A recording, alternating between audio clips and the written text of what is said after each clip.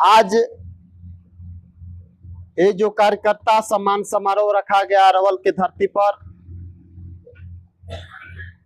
ये बहुत एक महत्वपूर्ण आपको इस बिहार में इस कार्यक्रम का संदेश देने जा रहा है। आज इस कार्यक्रम में हमारे जितने भी नेता कार्यकर्ता बैठे हैं, आप हम सभी लोग इस बिहार के इस अरवल की इस पार्टी की रीढ़ हम ही लोग हैं। कार्यकर्ता ही पार्टी के रीढ़ होते हैं। जब तक से कार्यकर्ता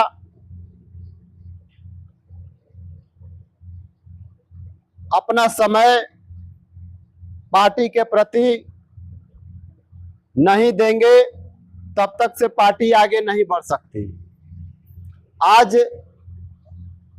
आज जो बिहार के अंदर हमारी पार्टी की करवा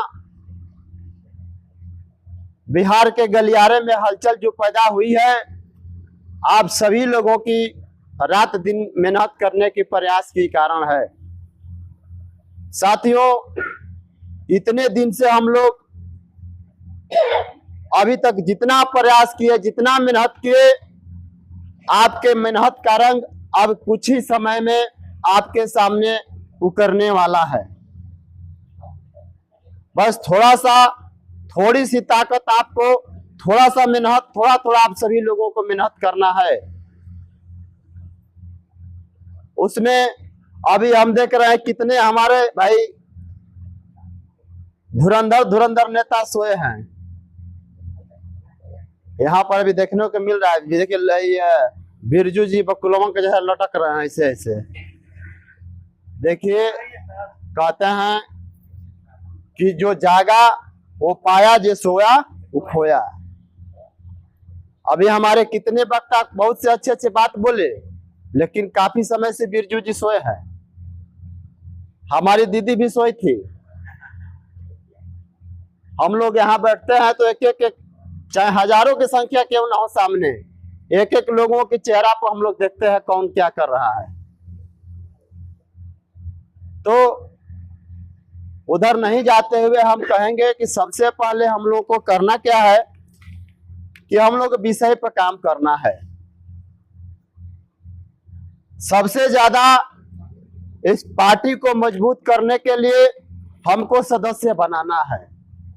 और सदस्य बनाना क्यों है कि जब तक से हम किसी पार्टी का सदस्य नहीं रहेंगे तो कैसे पता चलेगा कि हमारी कितनी संख्या है। चाहे आप किसी समाज से हो, किसी भी समाज के लोग हो, किसी भी जाति धर्म के लोग हो, उनके अपने पार्टी के विचारधारा को बताना है और उनको ज्यादा से ज्यादा अपने पार्टी में लोगों को सदस्य बनाना है। जब तक से हमारे सदस्य नहीं रहेंगे पार्टी के, हम कुछ नहीं कर पाएंगे। उसी पार्टी से, उसी सदस्य से हम जिसको सदस्य बनाते बनाते गए, 20 लोगों को सदस्य बनाए, उसमें कुछ ऐसे लोग मिले कि नहीं, पार्टी के लिए, समाज के लिए कुछ कर सकते हैं।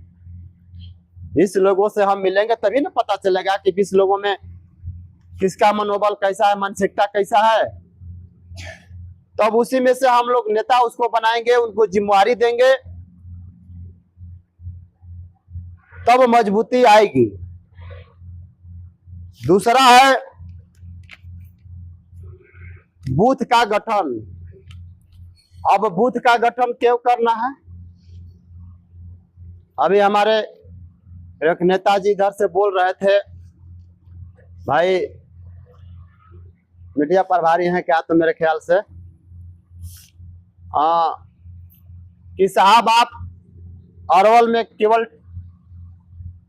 टिकट लेकर आइए, यहाँ फूलों की नहीं वोटों की बौछार होगी। बहुत अच्छा लगा हमको, होना भी चाहिए, फूलों की नहीं वोटों की बौछार होना चाहिए, सही चीज है। लेकिन जब बूथ कमेटी का हम लोग गठन करते हैं, बूथ कमेटी का गठन करेंगे। उस बूथ का कमेटी का वहां का जो बूथ अध्यक्ष होगा उसका काम क्या होगा शायद ये पता हमको मालूम नहीं है, हम लोग नहीं जानते हैं। बूथ अध्यक्ष हम इसलिए बनाते हैं जिस दिन चुनाव होगा, हम यहाँ से हमारा पार्टी चुनाव लड़ेगा, चाहे जो भी कैंडिडेट हो, वहां टेबल पर बैठेगा।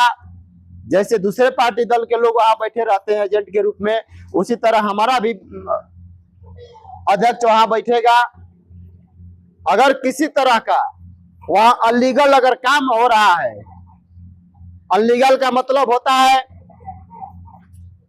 कि कुछ उपद्रवी लोग जो होते हैं, उनके भाई, उनके चाचा, उनके भतीजा किसी दूसरे स्टेट में कमाने गए हैं, उनका यहाँ वोटिंग हो रहा है। समझ में आ रहा हमारी बात ना? तो अब उसको रोकने के लिए उस बूथ पर हमारा एजेंट रहेगा, हमारा अध्यक्ष रहेगा, तो तुरंत जान जाएगा कि अरे यार प्रिजाइडिंग अफसर वहां बोलेगा फलाना सिंह, तब भाई जो वहां का लोग है, उस बूथ का लोग है, अब वही ना जानेगा कि अमोद यादव कौन है, हम क्या जानते हैं। समझ में आ रहा हमारी बात ना? तो जैसे अमोद यादव जी का नाम वहां आएगा तो आप तो जानते हैं उस मोहल्ले में क्या अमोद यादव रहते हैं कि नहीं है, गांव पर हैं कि विदेश गए हैं, ये तो मालूम होता है सभी लोगों को, अगल बगल के लोगों को। तो तुरंत वहां ब्लेम कर दे कि नहीं सर ये गलत हो रहा है, ये वोटिंग गलत हो रहा है, नहीं होगा, अनलीगल है, तो ब्रेक होगा। या फिर अगर अमोद यादव जी किसी पार्टी दल के नेता से वोट कर रहे हैं, तो हमारे भी पार्टी दल को जो हमारे वोटर बाहर गए हैं कमाने के लिए, उनका भी वोटिंग होना चाहिए, तब हमारा, नहीं तो हम पीछे हटने वाले नहीं हैं।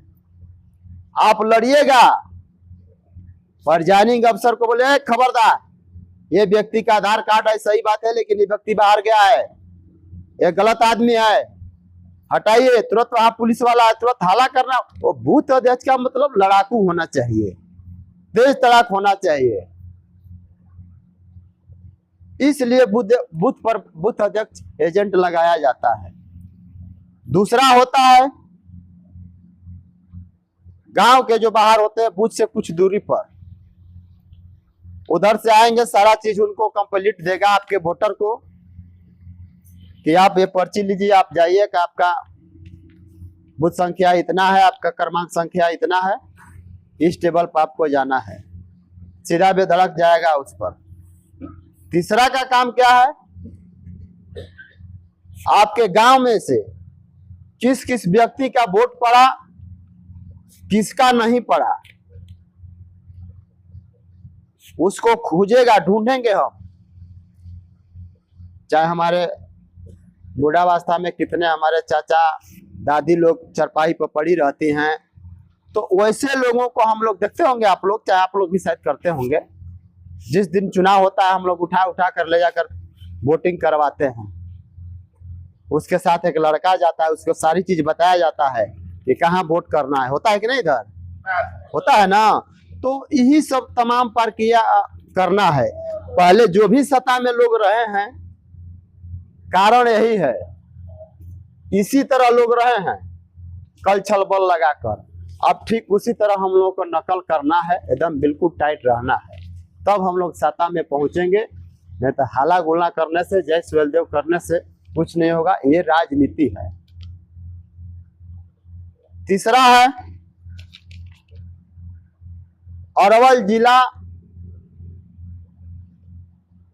की हर महीने बैठक होना चाहिए, चाहे जिला की हो या प्रखंड की हो या विधानसभा की हो। देखिए, जब तक से बैठक होगा नहीं,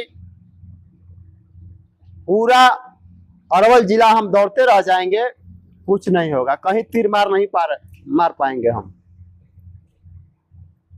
हर महीने जिला का, प्रखंड का, विधानसभा का अगर अलग अलग बैठक होगा तो एक बहुत बड़ी ताकत पैदा होगा। सारी चीज, सारी अनुभव हर कार्यकर्ताओं को होगा कि विधानसभा में क्या हो रहा है, कौन सा प्रखंड हमारा लूज काम चल रहा है, आखिर लूज चल रहा है वहां तो क्या किया जाए। तो वहां से जिला के नेता को उठाएंगे, जिला में से किसी नेता को उठाएंगे, उस प्रखंड में तुरंत हम लगाएंगे, उस प्रखंड को टारगेट करेंगे, उस प्रखंड को टाइट करेंगे। तो तमाम बातें हैं, इस तरह की कार्य करेंगे तब हम लोग कुछ कर सकते हैं। और